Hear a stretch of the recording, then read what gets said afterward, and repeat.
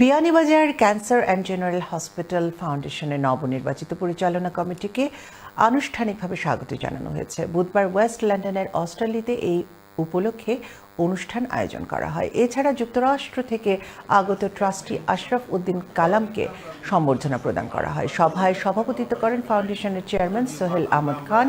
তিনি সূচনা বক্তব্যে সকল সদস্যদের প্রতি আন্তরিক কৃতজ্ঞতা প্রকাশ করেন।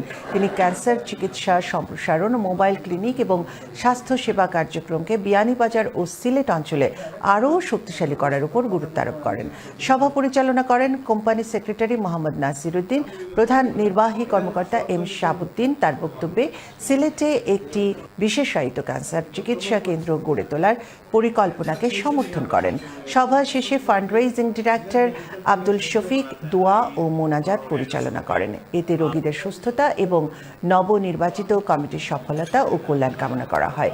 সভায় উপস্থিত ছিলেন ভাইস চেয়ারম্যান আব্দুল করিম নাজিম, প্রধান নির্বাহী কর্মকর্তা M Shahabuddin, senior medical director ডাক্তার কবির মাহমুদ ও patient care director Ali Abdur Rauf.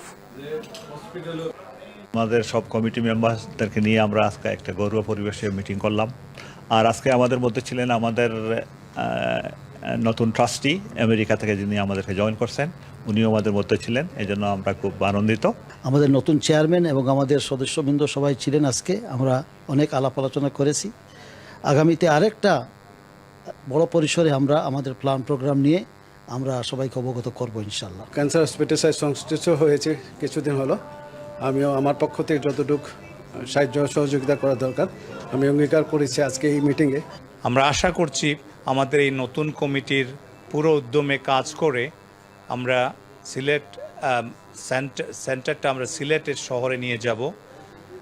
সেখানে আমাদের পূর্ণাঙ্গ কাজের জন্য সুবিধা হবে। আমি একটাও ধন্যবাদ জানাই আর যে আজকে আমরা নতুন 6 জন সিলেক্টেড হয়েছে। আমরা আল্লাহর কাছে এইটাই প্রার্থনা করি যে আল্লাহ আমাদের তৌফিক দিত আরও ভালো কাজ করে আরও আগাইয়া নেওয়ার জন্য। আমি সবাই নতুন কমিটির ধন্যবাদ জানাই আর এবং কংগ্রাচুলেট করি। আর এইটা হইলো একটা ইউনিক প্রজেক্ট। আমি যে এটার সাথে জড়িত কাজ করতে পারতেছি, আমি নিজেই মনে করি I am proud of that.